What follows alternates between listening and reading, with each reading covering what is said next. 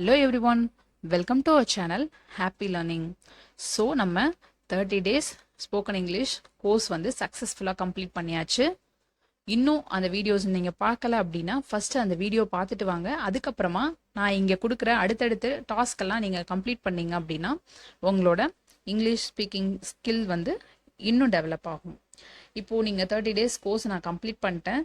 But இன்னும் என்னால் வந்து ஃப்ளூயண்ட்டாக பேச முடியல. இங்கிலீஷ் புரியுது, எல்லாமே தெரிஞ்சிருச்சு. இப்போது கிராமர் பார்ட் எல்லாமே எனக்கு புரியுது.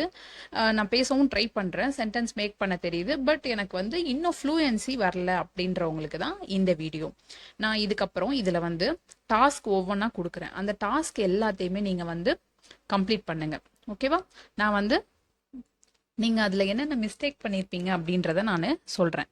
ப்ராக்டிஸ் ஃபர்ஸ்ட் வந்து நீங்கள் ப்ராக்டிஸ் பண்ணியிருப்பீங்க. ஆனால் அது எப்படி பண்ணியிருப்பீங்க அப்படின்னா, ஒரு நாள் பண்ணியிருக்கலாம், அதுக்கப்புறமா நீங்கள் வந்து பண்ணாமல் விட்டுருக்கலாம், இல்லைனா வந்து ப்ராக்டிஸே பண்ணாமல் இருக்கலாம். இல்லை நீங்கள் ப்ராக்டிஸ் பண்ணியிருப்பீங்க, கன்சிஸ்டண்ட்டாக பண்ணியிருக்க மாட்டீங்க. ஓகேவா? ஸோ இங்கிலீஷை பொறுத்த வரைக்கும் ப்ராக்டிஸ்ன்றது ரொம்ப ரொம்ப இம்பார்ட்டண்ட். நீங்கள் டெய்லி பேச பேச மட்டும்தான் உங்களால் இம்ப்ரூவ் பண்ண முடியும். அது ரெகுலராக இருக்கணும். டெய்லி ஒரு 20 மினிட்ஸ் நீங்கள் வந்து இங்கிலீஷ்க்காக கண்டிப்பாக டைம் ஸ்பெண்ட் பண்ணணும். அப்படி பண்ணீங்கன்னா மட்டும்தான் உங்களால் இங்கிலீஷ் பேச முடியும். ஸோ இதுதான் என்னோட ஃபர்ஸ்ட் டாஸ்க். அது என்ன அப்படின்னா, நீங்கள் மார்னிங் எழுந்ததுலேருந்து நைட்டு வரைக்கும் என்னெல்லாம் பண்ணீங்க அப்படின்றத நீங்கள் வந்து டிஸ்கிரைப் பண்ண போகிறீங்க. சரியா? ஸோ மார்னிங் நான் வந்து எழுந்ததுலேருந்து அன்னைக்கு நீங்கள் வந்து டெய்லி நைட்டு இந்த டாஸ்க்கை நீங்கள் பண்ணுங்க. ஒரு அட்லீஸ்ட் ஒரு 15 டேஸாவது இதை நீங்கள் வந்து கண்டினியூ பண்ணணும். ஓகேவா?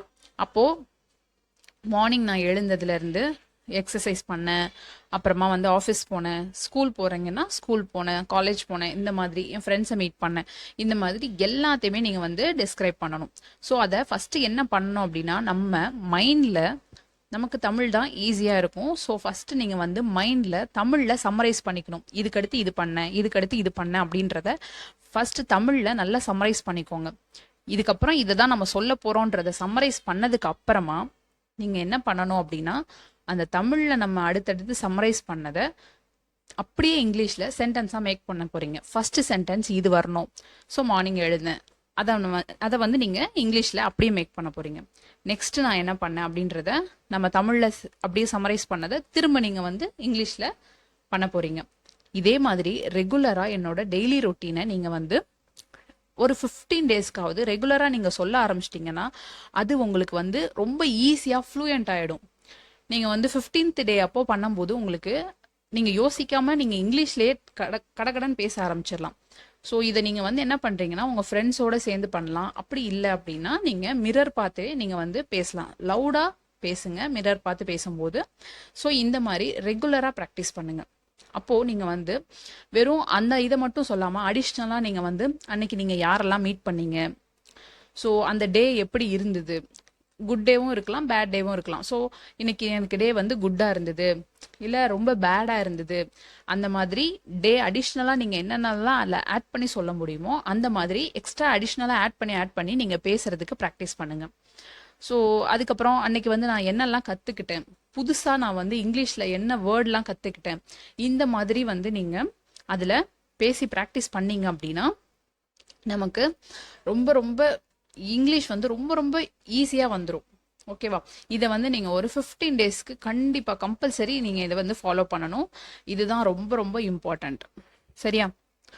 நெக்ஸ்ட் நீங்கள் என்ன பண்ணுறீங்க அப்படின்னா, இதை நீங்கள் வந்து எனக்கு பேசுகிறத விட எனக்கு மைண்டில் சம்மரைஸ் பண்ணதுக்கப்புறமா எனக்கு அது ஃப்ளூயண்ட்டாக வரல அப்படின்னா நீங்கள் ஒரு பேப்பரில் ஃபஸ்ட்டு எழுதி வச்சுக்கலாம். பட் நீங்கள் வந்து அதை ப்ராக்டிஸ் பண்ணி பார்க்கும்போது, கண்ணாடியில் நீங்கள் சொல்லி பார்க்கும்போது கண்டிப்பாக அந்த பேப்பரை வச்சு ப்ராக்டிஸ் பண்ணக்கூடாது. நீங்கள் எழுதும்போது நீங்கள் சென்டென்ஸ் மேக் பண்ணுறதுக்காக பேப்பர் யூஸ் பண்ணிக்கலாம். பட் நீங்கள் பேசும்போது அந்த பேப்பர் பார்த்து பேசக்கூடாது. உங்கள் மைண்டில் இருந்து இங்கிலீஷ் ஆட்டோமேட்டிக்காக வரணும். ஸோ இதுதான் இம்பார்ட்டன்ட். நீங்கள் இதை வந்து ப்ராக்டிஸ் பண்ணிவிட்டு எனக்கு எப்படி இருக்குன்னு கமெண்ட் செக்ஷனில் கமெண்ட் பண்ணுங்கள். இதுதான் ஃபஸ்ட்டு டாஸ்க். ஸோ இதை நீங்கள் வந்து ப்ராக்டிஸ் பண்ணதுக்கப்புறமா நான் நெக்ஸ்ட் டாஸ்க் வந்து கொடுக்குறேன், இங்கிலீஷ் வந்து ஃப்ளூயண்ட்டாக வர்றதுக்கு. இதை நீங்கள் ப்ராக்டிஸ் பண்ணிட்டு எனக்கு சொல்லுங்கள். Happy learning. ஸோ நம்ம இதே மாதிரி உங்களுக்கு வீடியோஸ் இன்னும் வேணும் அப்படின்னா எனக்கு வந்து இந்த சேனலை சப்ஸ்கிரைப் பண்ணிக்கோங்க அண்ட் வீடியோக்கு லைக் பண்ணுங்கள்.